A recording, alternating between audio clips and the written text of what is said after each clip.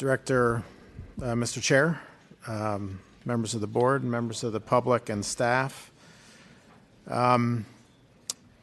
So I guess a little bit on the same theme with regard to Vision Zero. I did update you at the last meeting on 3 fatal collisions that preceded the last board meeting. And sadly today, there's more loss of life to report. In addition to the life of Tess Rothstein on Howard that you all heard about, Janice Higashi was hit walking in the crosswalk of Leavenworth and Golden Gate and died 5 days later. And I just learned earlier today that a 14-year-old girl who was crossing the street on John Muir Drive and was hit by a car remains in very grave condition. And as a father of a 14-year-old girl, that's hard to hear. And so I do want to remind everybody that we heard a lot about Tess Rothstein, and understandably so, and how tragic and preventable and unnecessary that was. Every single one of these is tragic. Every single one of these is preventable. So we have for every one of these, and I get this is reactive, but it's still important. We mobilize our rapid response team for every fatality, for every life-threatening injury that happens on our streets, to see what we can do immediately to get something in the ground as fast as possible to make those areas as safe as possible. There's not always something that we identify that we can do, but anything that we find that might have some impact, we're doing right away. On California Street, where Xiao Guan was killed, we're working to install pedestrian refuge islands in the upcoming months. We're also working all over the Richmond district to install traffic calming devices and safety improvements. And there's a whole project that will be coming to the board soon. And the Tenderloin, where Ms. Higashi was hit, we're partnering with a coalition of neighborhood groups to develop safety plans for corridors throughout their community, as the entire community, the entire neighborhood of the Tenderloin is essentially on the high injury network. And I just want to assure you that we are working with the highest level of urgency, and thank Mayor Breed and this board for the support and directing us to move quickly on safety improvements along the high injury corridors, and to really focus and amplify and accelerate our efforts, because we certainly don't want to continue to be in this reactive mode either. Can I ask a question on that? Yeah. That same approach that where you send the team out, the rapid response team out to fix an intersection where there's been a recent collision or an injury, is there a reason we couldn't send that team out to the entire 120-mile high injury network like right now and have them make those same improvements? Don't we have the data from DPH in terms of where the incidents have been occurring along this whole network? So generally the design of the capital program that supports the Vision Zero implementation is that. It's based on the data of what we know, and we've developed a capital program to address the particular needs on the particular streets and intersections. I think what you've all challenged us to do is to kind of get ahead of that capital project development process and try to get things out quicker and sooner, even if just to test different ways of doing things. So we will come back at the next meeting with kind of a plan for how we might do that, but that's really how the whole capital program in support of Vision Zero has been built. It's based on that data. Okay, and are the projects in the capital program, are they designed? Do we have designs for how to fix all these streets right now that led to the capital program, or that design work has yet to be done? It varies. In some places it's designed and built, in some places it's planned and now being designed, in some places the work may have not started. Right, I just want to note that part of what Mr. McGuire said, the reason you were able to do Howard Street so quickly is because the design existed. Exactly, right. So if we can get a jump on the design, even if the funding is not ready for all the streets on the high injury network, that would allow us to act more quickly. Right, and so part of what we need to look at is expanding our capacity to do that planning and design work so that we can get some of those early implementation or pilot implementation in the ground sooner.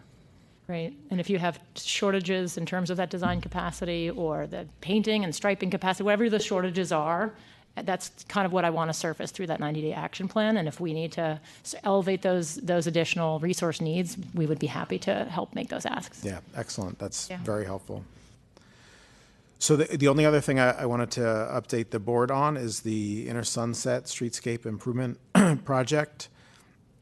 The project is nearing completion, and which means that the final part of the project, which is the paving, is going to commence soon between Arguello and 9th Avenue and on 9th between Irving and Judah.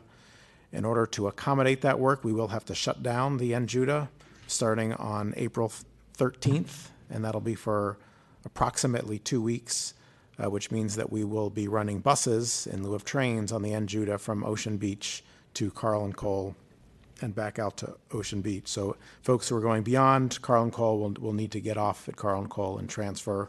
We will have buses staged there. So similar to what we've done in the past, Right. though previously we've staged at DeBosin Church. So we're going to be able to run the N a little bit further out, but we can't run through where they're going to be paving. So we. And is there, if I may add, there's a cross at Carl and Cole, so the train will go to the opposite side and come back in, or how Yeah, is so that? it'll go to Hillway. So Right. it's a few stops later that the train will go and switch back. But Carl and Cole is where we have the kind of the ability to stage the buses to facilitate the transfer. Perfect. So there's been, like we've done on these in the past, a lot of outreach to stakeholders and elsewhere. We're working hard to minimize the impact to the rest of the Muni system, because we'll be running a lot more buses than we normally run. The good thing is we do have an operator class graduating this month, which will help replenish the ranks. We will have ambassadors out, but we definitely want to make sure that folks, as to the extent possible, are following us on Twitter, subscribing to Muni email or text alerts so that they can get updated information. The Irving itself will generally remain open, but there will be various traffic restrictions as the paving crews do their work. We'll have PCOs out there to help facilitate movement. But the real prize when this done is a much enhanced streetscape. This was driven by TEP recommended Muni Forward program, which is making a number of changes, including putting in a new key stop at 6th Avenue in both directions and shifting the transit stops at 9th and Irving both to far side so that the train doesn't stop to board passengers and then stop again for the signal. So it should really smooth the flow of Muni through the Inner Sunset. And of course, all the intersections have been upgraded, bulb outs, better intersections. So as always, it's a safety project as well. So it's a great project that we thank the Inner Sunset folks for their patience during the construction of it. As usual, there was utilities first, the curb ramps, transit improvements, and now the paving coming. But in the end, it'll be much better ride for folks on Muni, much better looking area, and much safer. And that concludes my report. Okay, is there any public comment on Director Riskin's report? I just have a quick question. Sure. When you say key stops, you mean an transit stop that is accessible Yeah, to sorry, I wheelchair didn't mean users? to use No, code there. So I know that, yeah, but I don't so think a lot of on, other people do. on either end of 6th Avenue, one end for the inbound, one end for the outbound, we have ramps that are being built so that folks will have wheelchair access. Right now, there's a gap from, I think, Carl and Cole to 9th and Judah. So this is right about in the middle of that, and right on kind of the other end of that Inner Sunset commercial area. So yeah, there'll now be wheelchair access on 6th Avenue on the N Judah. Great, thanks. Ms. Boomer, do we have public commenters on item 7? Nobody who's turned in a speaker card, Mr. Chair. Anyone who wishes to comment on item number 7? Okay, seeing that, we'll close public comment on that. Director Riskin, just to follow up, were there others who had questions on the report? Sorry, go ahead, please, I Cheryl. just want to, talking about Vision Zero, I've been thinking about this a lot, and I think that one of the things that I want to do going forward when we have projects before us is really call out and request that the district supervisors speak up in support of projects that aren't in their district.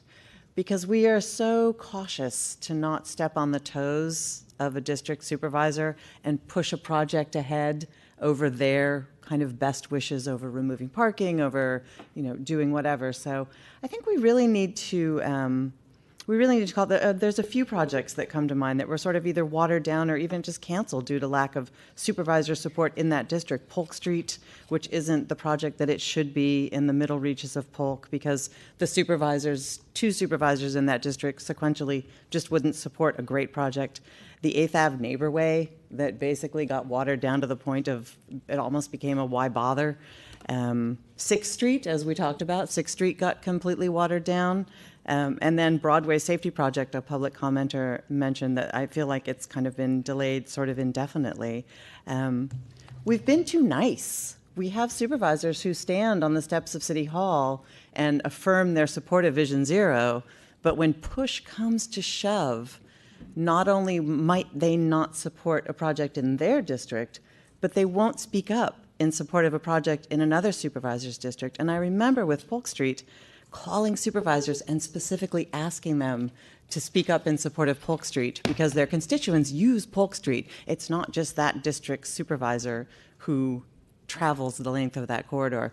So I pledge going forward that I'm going to be making a lot more noise about not just the supervisor in whose district the project is, but asking other supervisors why they're not supporting those projects. If they believe in Vision Zero, if we all believe that we can get to Vision Zero, we have to call on supervisors to support citywide Vision Zero and citywide changes. So there was no question in there. That was just a statement.